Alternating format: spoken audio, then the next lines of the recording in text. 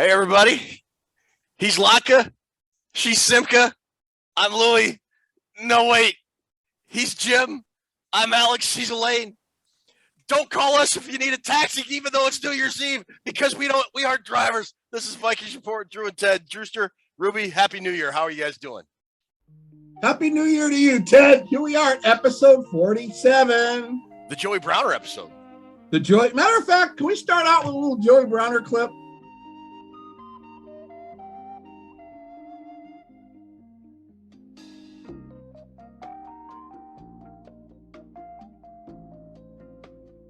How about that? That's a good clip. I like that. I remember that interception. So I bet in the day, you guys were kind of party animals on New Year's Eve, but now with a certain football game coming on in just a couple hours, I bet I know what your plans are for this evening.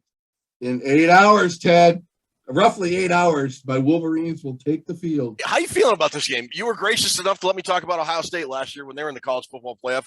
What do you think about Michigan's chances against Georgia in the national semifinal game? Can they win? All the talking heads seem to be more on the Michigan bandwagon than even me. The good thing about this game is, Ted, it's all house money. I feel 0% stress. I'm going to enjoy it because I'm not expecting them to beat Georgia. So it's different than having that stressful feeling of, I'm going to have a game. That's kind of how I went into the Buckeye game. It all comes down to running the football. Michigan runs for 223 yards a game on the ground, which is one of the top teams in college football. That's their bread and butter. But the front seven of Georgia is one of the best in the country. If they can get some significant yards on the ground, they got a shot. If not, they're probably going to lose by 20 or 24 points. I'm not a believer in this conference pride, so I hope Michigan gets their breaks beat off. But for you, my good friend and Michigan fan, I've got a couple other friends that are Michigan fans. It's been a long time since you guys have been back here. So if you were to win, I wouldn't be completely irritated like if the Packers won the Super Bowl again. Because it's been since 1947 since you guys won your last undisputed national championship, I think it was. So nothing else. I don't want to see another all SEC national title game. And I'd love to see Cincinnati upset Alabama. I think a Cincinnati-Michigan national championship game with Luke Fickell, former Ohio State guy, I think that'd be one of the most compelling games in a long time. A team outside the Power Five getting in the title game. I just have a feeling, I'm not trying to talk smack, feels like an Alabama-Georgia final, although Michigan's got a shot. And to be honest, I don't want to sound too much like a homer. The Vikings have that Cinderella story going this year. The Vikings? No, I'm sorry. The Wolverines. Okay.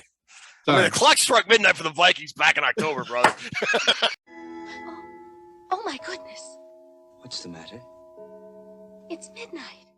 No, the Wolverines have that kind of, and that's an intangible. They have that, the Aiden Hutchinson, the feel-good story, they do have that going for them. So it's going to be fun either way. But we got to talk about some good football because there ain't a lot of good football going on in the land of 10,000 lakes. There's a pigeon on the field.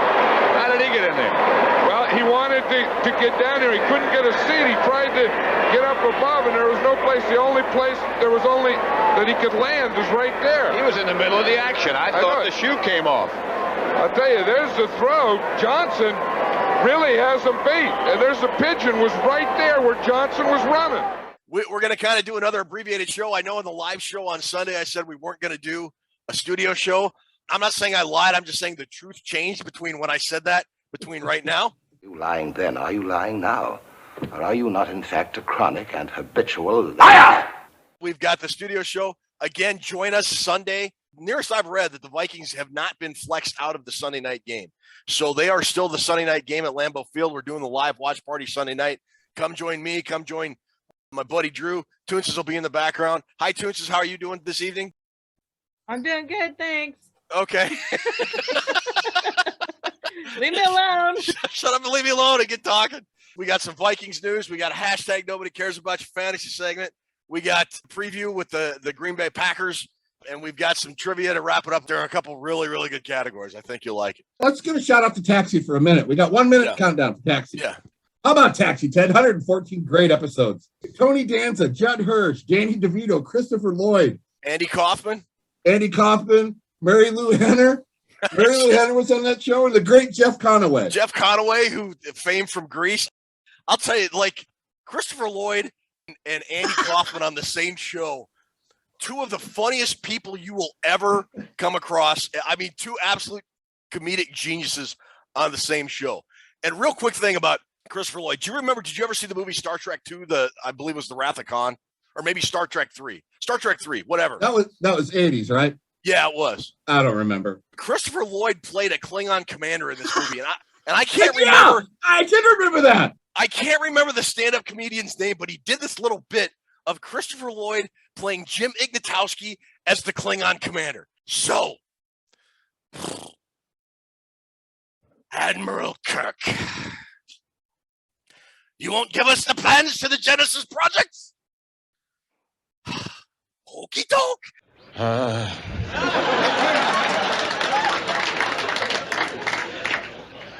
Admiral Kirk.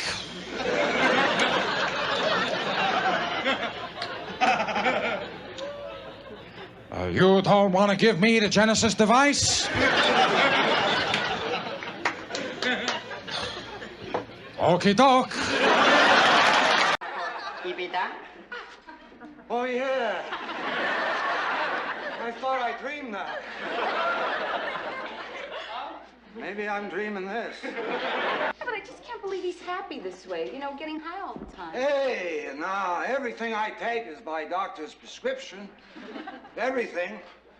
No, finding the right doctor can be difficult. Look up the dude on YouTube. It's hysterical. Just an absolutely fantastic TV show. Ted? Yeah? Hold that thought. You know what? What? Because I'm cooler than you are. Oh, we almost forgot to do this again. Why don't you fire that head coach and fix your little problem and light this candle? He's right. Light this candle. Yes. Resume the countdown. All right, I'm cooler than you are. Why don't you fix your little problems and light this candle? He's right. Let's light this candle. He surely is. Light the candle. Yes. Resume the countdown.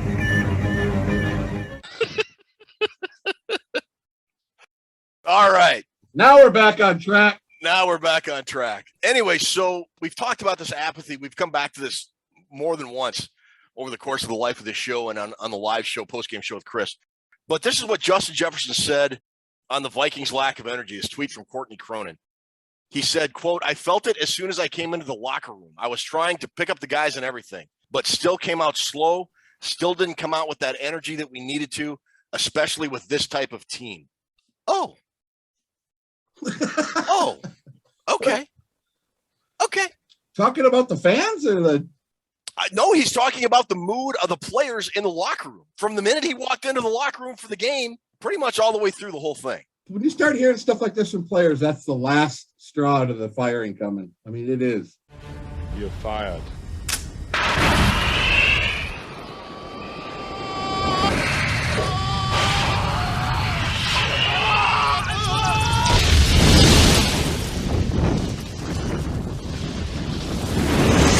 This can be taken two ways. Now, and I don't know if he's clarified his remarks or not, but he says we didn't come out with the energy that we needed to, especially with this type of team. Now, if he's referring to the Vikings, what do you think he means by that? I look at Justin Jefferson as a guy that has played championship level football at every level. In high school, he was on a national championship team at LSU, and now he's in the NFL. So this guy knows what being on a really good team is about.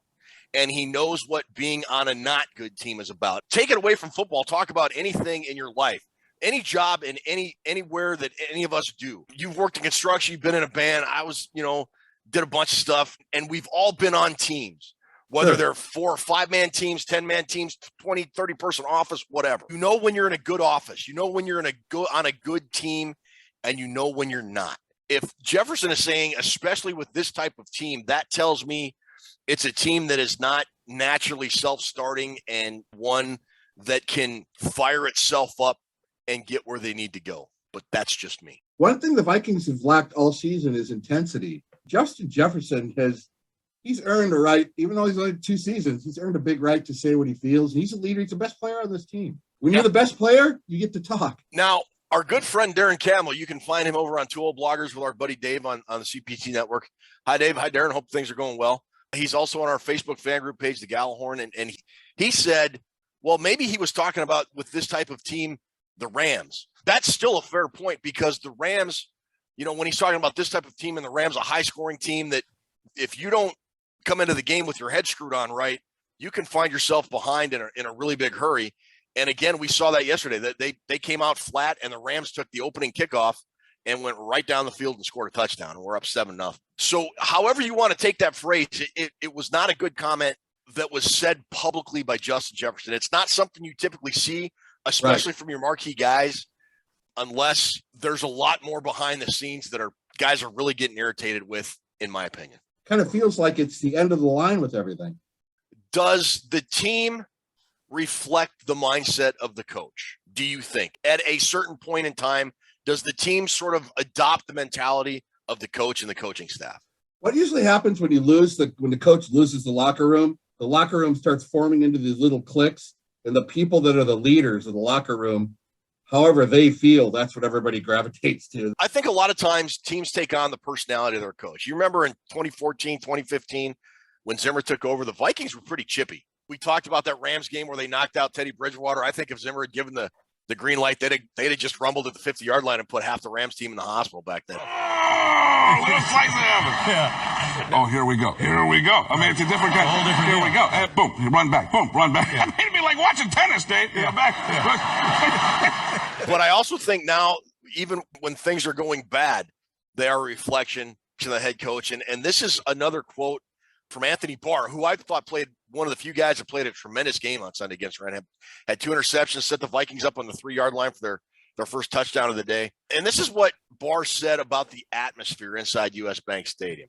And now he said this after somebody asked him, hey, Mike Zimmer kind of gave the pregame speech in the huddle, and he's usually not a rah-rah guy, doesn't really do that. And he was asked about that, and Barr said, yeah, Zim told us that we need to bring our own juice and fire ourselves up. He said, quote, it felt like it was a little dead inside of here today. Usually we've got a nice buzz, and for whatever reason, it was not there. Christmas hangover, I don't know. I don't know what y'all did last night. Too much fun, I guess. What do you expect Viking fans to do at this point? What do you expect with the product we've been seeing all season? You expect us to go nuts in the crowd? What the hell does Barr expect us to do? Go back. How was that? How do you expect them to do in the crowd? No, after how they played all season, you're not going to get that now, Anthony. Come on. You're not. I'm not sitting here saying Anthony Barr, Mike Zimmer was blaming the crowd for the Vikings' slow start. But it just feels like another excuse being laid down as to, well, we sort of had to get ourselves fired up and motivated. The last guy I want to hear about bringing the intensity is Anthony Barr. Yeah. He's not a rah-rah guy either. For the last 2 years, if there's a guy that's been accused of taking time off and going half-assed, it's him. I mean, come on. Yeah. You can't say anything about the Vikings. You're lucky there's anybody there. You're not wrong there. Come on, dude. You're lucky anybody's showing up, let alone they're not bringing the crowd noise like they normally do. Well, I wonder why. Yeah, exactly. You have a team that underperforms, is inconsistent, and has too much talent to be 7-8 right now and essentially out of the playoffs. There's still a couple scenarios, and we're not even going to get into them because they've got like a 10% shot to get in. I can understand why the Boo Birds come out early when the offense doesn't do well. I can understand why the fans show their discontent and don't get fired up on third down when they're pretty sure the opposing offense is going to convert and get a first down. You want the building to have a buzz and electricity. Play better. Be a better team. Do something to get us fired up as fans. And don't sit here and blame the fans for the dead atmosphere in the building because, buddy, you guys created it. The only way it's going to get fixed is if you guys don't suck. When you stop sucking, we'll start cheering and we'll get into it. They lost the NFC North by 3 games in 2019. They lost the NFC North by 6 games in 2020, and they're going to lose it by 6 or 7 games. They're not even sniffing the division. No. What do you expect fans to do? You're not even playing for a division title. It's not up to the fans to go out and cheer their minds off when you're 7-8 and terrible. Well, why did he bring that up? Why say that? You know what? Play better. Win some games and stop playing scared like a big wussy team and losing leads and losing at the end of games. The culture's bad. Don't blame the fans. You're lucky there's 20 people there watching that mess. I went to a game there in 2016. It was a Monday night game against the Giants. I don't know if you remember, it was the game Xavier Rhodes just was on Odell Beckham Jr. so bad, Beckham lost his composure on like 2 or 3 different plays. That atmosphere was electric. And that was a team, they're above 500. They weren't a great team, but man, they were putting a decent product on the field. I would argue this is one of the better fan bases in the NFL. Yes. We've put up with a lot of garbage for a lot of years, and they're still showing up, and they're still cheering when the team's good. I mean, I don't think there's a fan base in the NFL that wants a Super Bowl worse than we do. And I'll tell you what, you give us a reason to cheer, and we will turn that place into the loudest facility in the world. When you put a preseason effort into a week 15 or 16 game where your playoff life is riding on it, and you play like that, don't get pissed off when fans don't cheer. It's not our fault you guys suck. It's your fault you guys suck. So, anyways. All right. That's where we sit in the land of apathy, the island of misfit toys, Minnesota Vikings. Right now, though, it's time for a hashtag nobody cares about your fantasy segment. And you chose, you made a conscious choice to hit the Cordova? Where are your values, Riga? Hey, Lori, why don't you just lay off him, all right? Yeah, you feel bad enough. Drewster, you are on a roll, brother. Woo, 4 in a row. What is our record now? You're like, what, 7, 5, and 4? 7 to your 5 to Toonces 4. We had 9 winners this week. 9 people picked Team Drew. We'll put this week's winners up on the board, the 9 folks that picked Team Drew. Congratulations. We also we're going to go ahead and put our season standings up on the board. GMAC 72 is still the single leader, but there's like half a dozen folks within 2 wins. Now, kind of like the Vikings, you're going to need to win and get some help to get in, but you're still not out of it. What we've been doing all year, Drew, Ruby, and I will pick a quarterback, running back, 2 wide receivers, and a tight end using a standard PPR scoring format. You in the comments below here, tell us who you think's going to win, Team Ted, Team Toonces, or Team Drew. If you pick the right team, you get 1 point. Quit pointing at that M. Good Lord, man. Stop it. Olave with the grab, and Ohio State will turn it over on downs with 58 seconds remaining. Jim Harbaugh.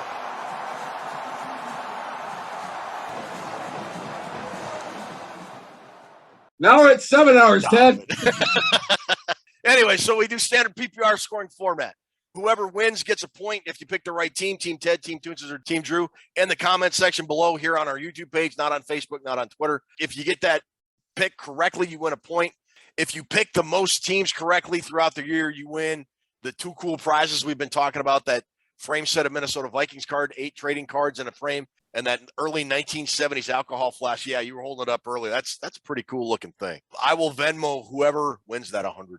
All right, so Ruby, it's been like a month of Sundays at least since Ruby has won this week, and she hasn't gone first in a long time. So I'm thinking, in hopes of reversing her luck and her fortune, we would let her go first this week. So Ruby, who do you got for your fantasy team?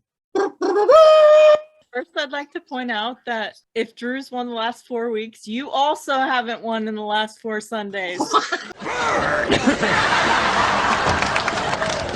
Hey, man, that's a burn. Can you, shut up? That's neither here nor there. That's not germane to my point. Notice he left that out, though. You don't want to bring that up. Yeah. Okay. We're talking about you. This is not about me. Well done, Toonces. Well done. All right, here's my team. Blah, blah. Mac Jones, Patriots. Zeke Elliott, Cowboys. Christian Kirk, Cardinals. Darnell Mooney, Bears. And Jared Cook, Chargers. All righty. For my fantasy football team this week. And Ruby, that's a pretty good team. But I think this is a little bit better team this week, maybe. We'll see. Woo!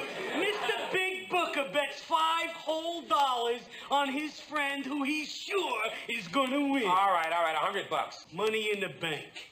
I got was my quarterback. Damian Harris, running back, New England.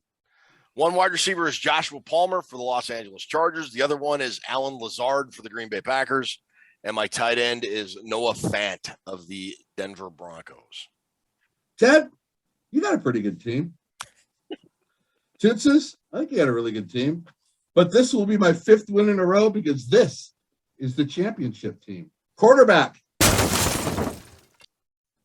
Running back, Jonathan Taylor. I've been saving him all year. The NFL rushing leader, Jonathan Taylor from the Colts. Wide receiver, Michael Pittman Jr. of USC and the Colts. My other wide receiver is Christian Kirk from the Cardinals, same as Toonces. And my tight end is Zach Ertz from the Cardinals. Oh, and how do we do against Vikings Uncensored? I think we lost again, didn't we?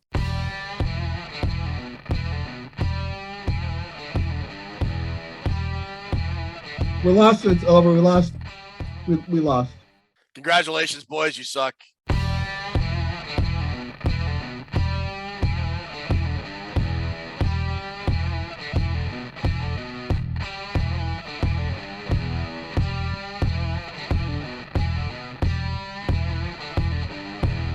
Hey, what about the other game we had going?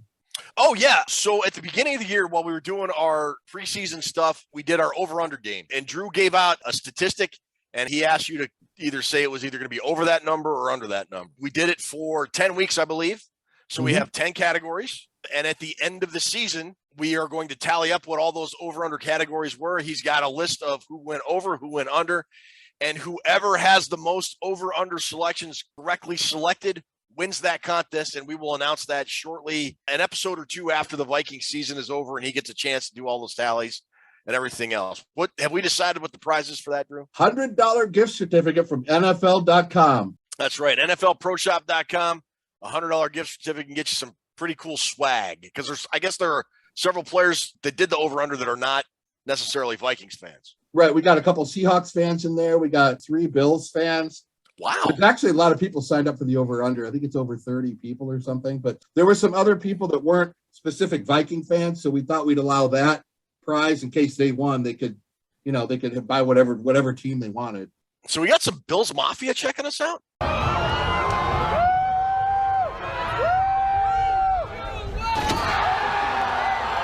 So, we got that prize, a $100 prize coming up. I didn't want anybody to forget about it since we're doing that game in like June, so I don't want people to forget. When Drew gets that tallied up and has the winner, and we'll let you know who won. We'll do a whole reveal episode and let you know who that winner is. So that's it for hashtag Nobody Cares About Your Fanny. That's fantasy or your fanny for that matter. I believe Mr. Farnsworth is set up in the Green Bay step and is ready to give us the preview for this week's game.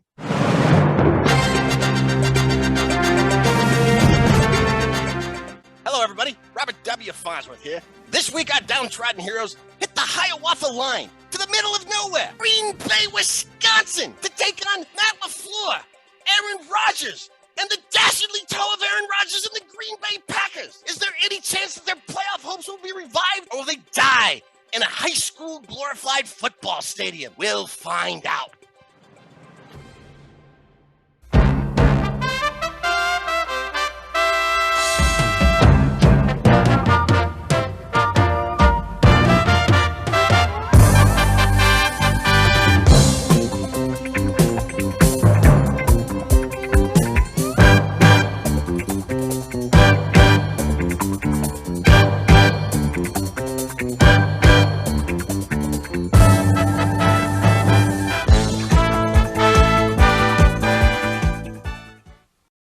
Inside field goal range for Morton Anderson.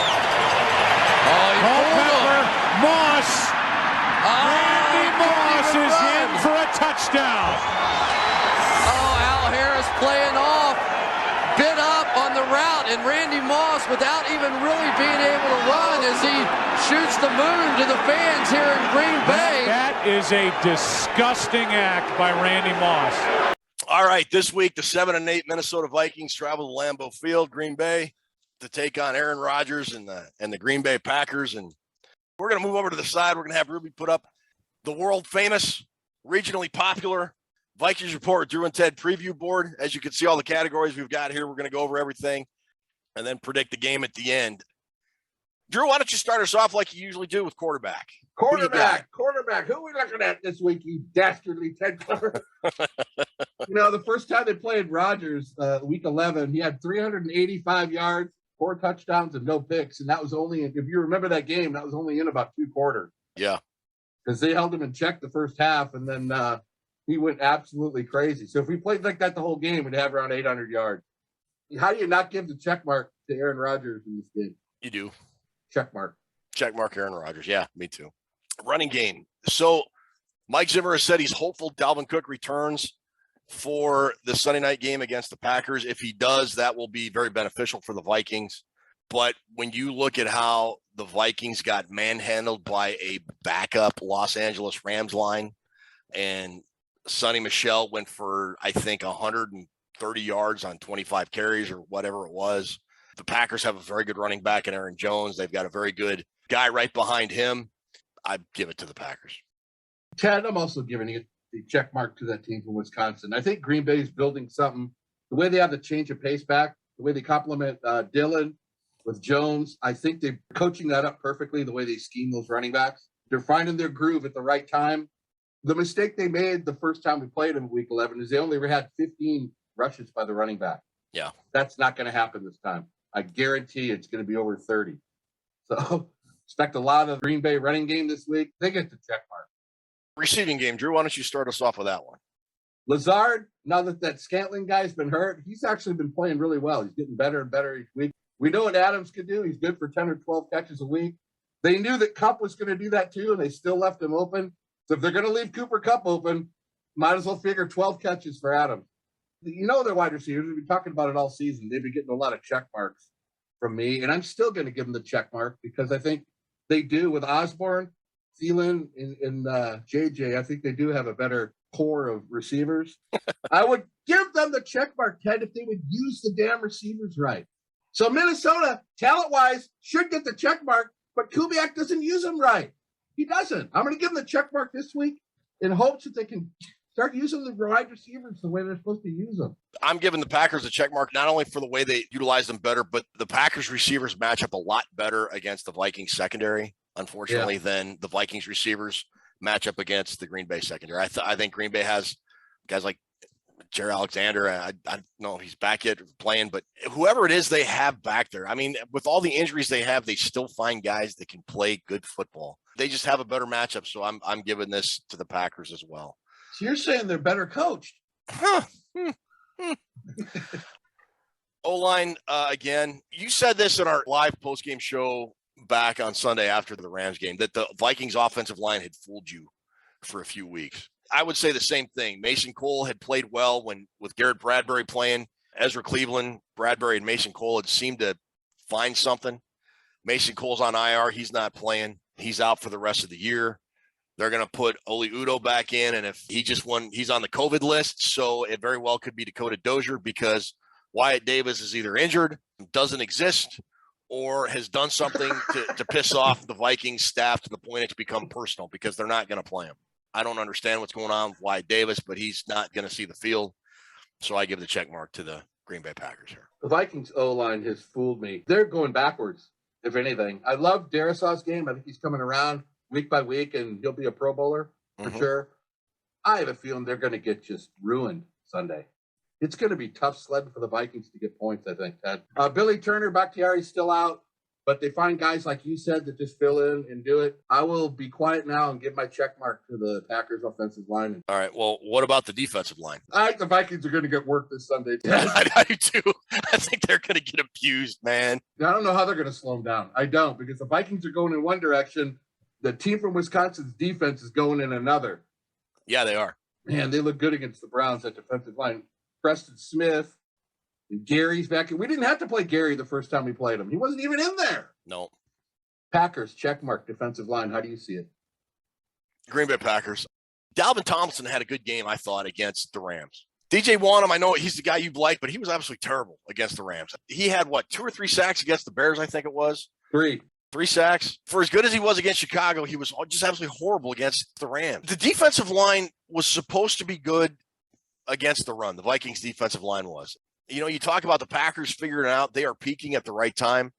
Their defense just is, I think, better than they've been in several years. I mean, because the defense and the running game has always kind of been the one thing that held the Packers back. They had Aaron Rodgers, and he could overcome a lot of that. And it feels like the defense and the running game have got to the level where Aaron Rodgers is at. And that does not bode well for the Vikings. So I'm giving them the check as well. Linebackers. I thought Anthony Barr's had a good game. He's been playing well. Eric Kendricks hasn't been playing well. I don't know if he's trying to do too much because the guys around him aren't making plays, which is kind of getting him out of position or whatever, but he's not been the same Eric Kendricks for a good part of this year. He's had some good games. You look again with the Green Bay Packers and they, again, no matter who they put in, plays well. They've had injuries at every level and they are still bringing it. I'm going to give this to the Vikings barely because I like the way Anthony Barr's been playing. I think if Eric Kendricks settles down, those two guys are going to determine in a large part whether or not the Vikings can stop the run on Sunday night or not. If they can't, it's going to be a very long night. So I'm going to give this one barely to the Vikings. I gave my check mark, Ted, barely to the Packers for the linebackers simply because, I mean, the last time they played, Barr and Kendricks had 21 tackles between them. They had a really solid game. Mm-hmm. But Preston Smith also had a big game. He had 2 sacks, 6 tackles, 2 tackles for loss, and 3 quarterback hits. They didn't game plan for him very well. No. And I really don't think they're going to game plan for him this because we don't game plan for individuals. We just use the same game plan every week. So I'm not expecting to slow him down there. I just think they have a better core of linebackers at this point of the season and for this game. With the weather conditions, it's going to be cold out there. Mm-hmm. I think they have a slight edge at linebacker. What about secondary? Packers.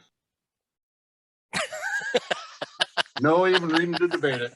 My check mark goes to the Packers. You want me to name off all the people, but I don't think you need me to. They're good. And the Vikings for a team that leads the league in sacks. Isn't it amazing how much pressure they put on the quarterback that they're that terrible in the secondary? Yeah, I don't get it. I don't know if you remember, but earlier in the year, before Bashaud Breeland got released, maybe first month of the season, he was rated by PFF as the worst cornerback in the NFL. Chris Thomason, St. Paul Pioneer Press reporter, called him out on it, and they just kind of got into a season-long spat. Mackenzie Alexander has taken over that dubious role as the worst cornerback rated by PFF in the NFL. And Chris Thomason tweeted, I was hysterical. By not playing Sunday, Bashaud Breeland actually improved his PFF ranking. And Breeland answered him and said, "What are you coming at me? I'm not even on the team anymore." It was hysterical. It was like one of the absolute best Twitter exchanges I've seen in years. Anyways, but I say that to tell you the Vikings secondary sucks. Mackenzie Alexander had been having a pretty good year early on, but he has really slumped bad. Packers get the check here. Red zone. The Packers defense is like 31st in the NFL in red zone efficiency. The Vikings were pretty good until Sunday against the Rams when they went like 1 for 4, 1 for 5. I think on the road in a cold environment, outdoors, you have Aaron Rodgers. He's one of the more clutch players in NFL history. I'm going to give the check mark. Even though Packers red zone defense is not that great, the Vikings are going to have to get to the red zone, and I'm kind of wondering how many trips they'll make, to be quite honest. So I'm going to give the check mark here to Green Bay. Green Bay is built for the red zone for this time of year. They're going to score every time they get down there. I don't know about their defense if it's that good, but maybe one of the problems with the Viking is when you're in the red zone, you throw it 8 times. Maybe you should throw it more than once to Justin Jefferson. Let me ask you something. Aaron Rodgers is on the Vikings, and he's in the red zone. He threw it 8 times. How many times has he thrown it to Justin Jefferson? He's going to throw it at least 6. Or he's going to use Justin Jefferson as a clear-out decoy to open up KJ Osborne or Adam Thielen underneath, or maybe Tyler Conklin. Did you ever see the TV show Dexter? Not the new one. The new one kind of sucks. He's like a serial killer who kills, but he has a code. He only murders bad guys, whatever. Well, the very first 5 or 6 seasons were pretty good. Very much like Mike Zimmer's coaching tenure in Minnesota. 4 or 5 years were pretty good. And then it just sort of went off the rails. And the Vikings are like the hapless victim on the table at the end of the show. They're going to die. They're going to get their knife. Dexter's going to impale the stainless steel blade right into their chest. And Dexter's going to go, oh, and then it's going to be over. And that's what the Vikings are. They're like the hapless victim in Dexter. With the red zone. That's everything. That's Clint Kubiak calling plays in the red zone. He's a hapless Dexter victim. Just shoot me into the sun with this stupid freaking run with Alexander Madison right into Aaron Donald. They got one drive against the Rams. They had like a 14, 15-yard pass, I think, to get into the red zone. They got him to the 18-yard line. Up the middle. Didn't gain a yard on either play. And I'm thinking, why would you run those two plays? I mean, Oli Udoh versus Aaron Donald is the matchup I thought they should exploit more, to be honest. All right, so red zone, we're both giving to the Packers. What do you got for special teams? The Dexter thing. That's Packers. Going Packers. Packers. Same here. Do we even need to mention coaching? No, it's check mark to the Packers. Unless you want to fight for Zimmer. If you want to try and defend Mike Zimmer against Matt LaFleur, go for it. But I'm not. Matt LaFleur's a better coach. Let me wrap it all up for you, for the people out there, Ted. Since LaFleur became head coach, he's 38-9. In that same time frame, Mike Zimmer's 24-23. Third straight NFC title, and they look like an NFC championship team, at least, that's going to at least make it the NFC championship. All right, now, intangibles. Elements at Lambeau Field. Going to be cold, going to be miserable, but I think that team from Wisconsin wants it to be that way. They've lost to us 2 straight times now, Ted.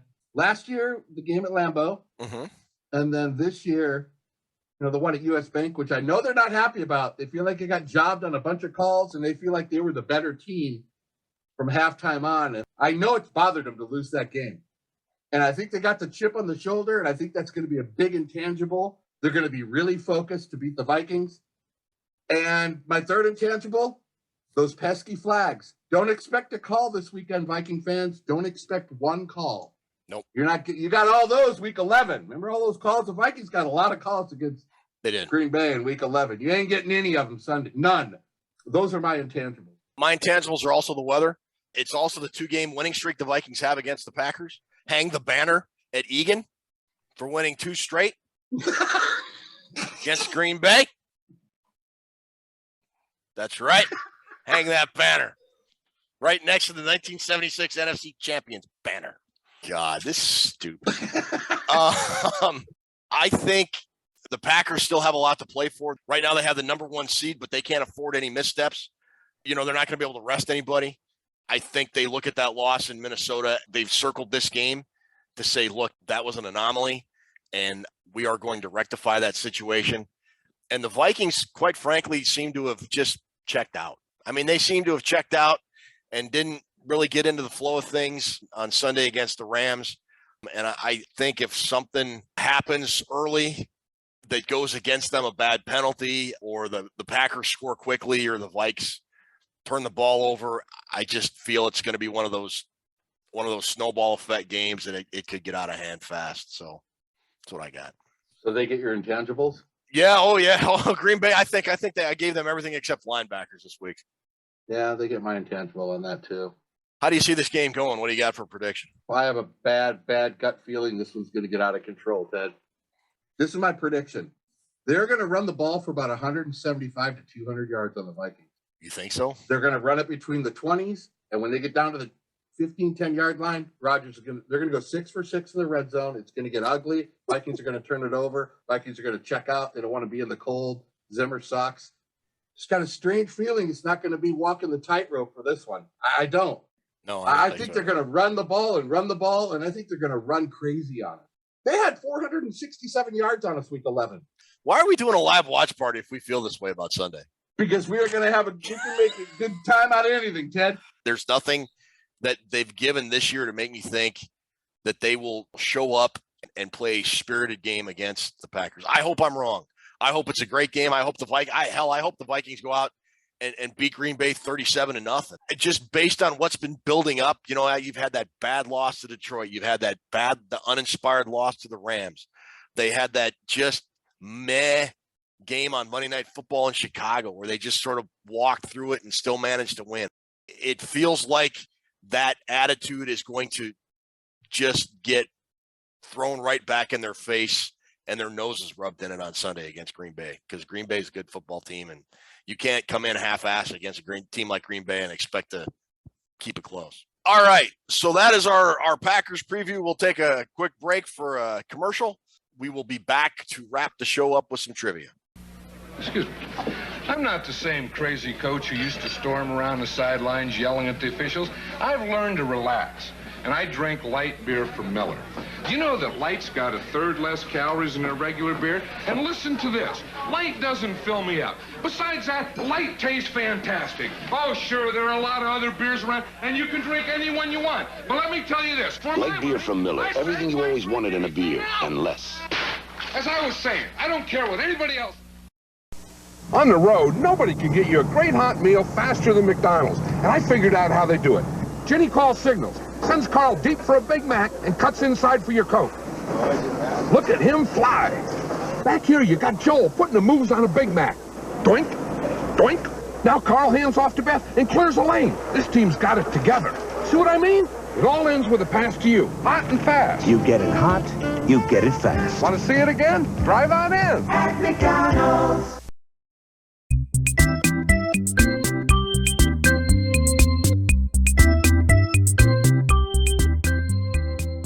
Welcome Hello. How are y'all doing tonight? Welcome to Toonces Trivia. You did that on purpose. I'm sorry, Toonces. Let's do this again. You intro. Welcome to Toonces Trivia. How are you guys doing? How you doing, Ted? I'm doing good, Toonces. How are you? Good. How you doing, other guy? That's really personal. I'm throwing the challenge flag. What are the categories today, Toonces? All right. In preparation for the game against the team from Wisconsin, our categories this week are Aaron Rodgers' Stupid Take 2 and Aaron Rodgers' Toes. Which one would you like first? How about Aaron Rodgers' Stupid Take 2? All right, here we go. I have a feeling you guys are going to be 100% on every question. 100 points. Here we go. Who did Mr. Intelligence share a maskless hug with after social distancing during an interview? The sideline reporter. Aaron Andrews. Both of you are correct. Good job. All right, 200. Which brainless NFL quarterback is depicted in this NSL skit? SNL skit. Aaron Rodgers. I'm sorry, but that looks like Tyler Fornes. Doesn't it? I mean, doesn't it? That's funny. But it is Sharon Rodgers. All right, you got that one right. On to 300. What the hell is that? What is that? What's he doing? That's his Hollywood, or not Hollywood, Halloween costume. He was John Wick, I believe. That's why he was growing his hair long, he said. That's terrible outfit. Come on, man. I had nothing on that one. We're right. But Ted knew. There you go. You should get a bonus for that. That is good. You don't mess with thunder and lightning. Jesus. I missed that. We haven't seen that in a long time. We haven't. That's been like 40 episodes. All right, 400. What other NFL team does Rodgers apparently think he owns? The Chicago Bears. The Bears. All right, 500. Which comedian did Rodgers elicit medical advice from? Joe Rogan, right? That is correct. Holy cow. He elicited medical advice from that guy right there. All right. Aaron Rodgers' toes for 100. Here we go. How did Rodgers idiotically fracture his toe? It got stepped on, didn't it? I don't remember. I have no clue. Working out at his stupid home. It wasn't even in a game. All right, Aaron Rodgers' toes for 200. A day after the fracture, what did Dummy refer to his injury as? A broken toe, wasn't it? Not a broken toe. A COVID toe. COVID toe. Yes, he did. Good job, Drew. All right, for 300.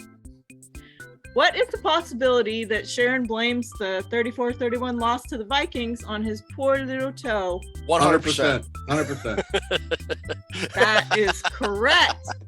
You guys always get those. For 400. One of Rodgers' moronic teammates stepped on his toe again Christmas Day while playing for what team?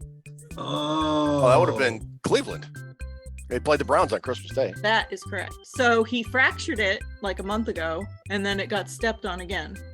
All right, to round out the category, Aaron Rodgers' toes.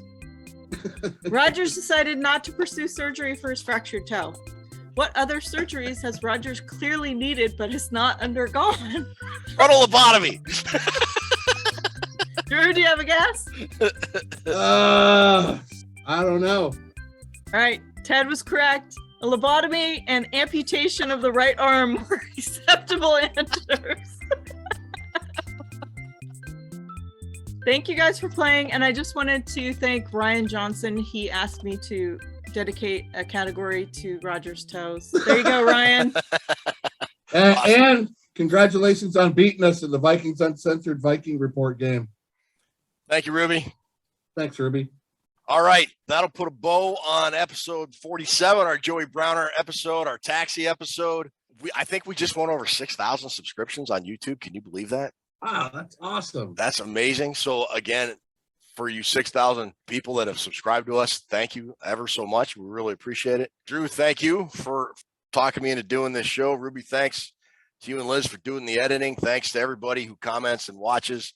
Again, don't forget Sunday, about half hour before the Vikings game, we'll be on for our pregame / live watch party / postgame / drinkathon / bitchapalooza / whatever it is you want to call it, because it could be an ugly long night. Speaking of long nights, it being New Year's Eve, go Michigan, I guess, if you're a Michigan fan. Good luck to your team, Drew. Please be safe tonight. Go get a taxi, get an Uber, do something. Please drink responsibly. If you can't drink responsibly, don't drive, if nothing else. There's plenty of options out there. Have a good time. Watch some college football tonight. And Drewster, take us home. Thanks, Ted. That's so well said. That's so well. First and foremost, everybody stay safe tonight. Thank you for tuning in for episode 47. We love doing these shows. We have a lot of fun doing it. And we hope you join us Sunday for our watch party. Happy New Year's to everybody, and go Michigan! Say good night, Ted. Happy New Year, everybody. Good night, Ted.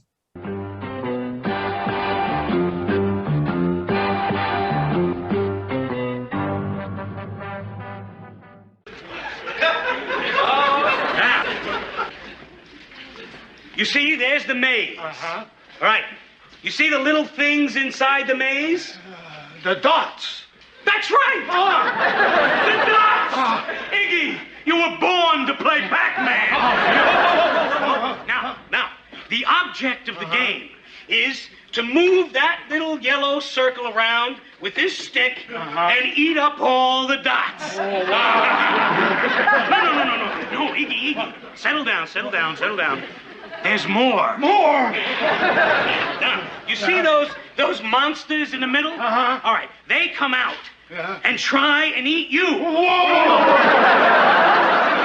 right, Iggy. There's more. Yes. All right. Now, you see those white things flashing? Well, those are energizers. Yes. If you eat one of those, then the monsters turn blue, and then when you eat them, you get points for eating them. Iggy, are you ready? Oh, I'm ready, boys. All right. I love his enthusiasm.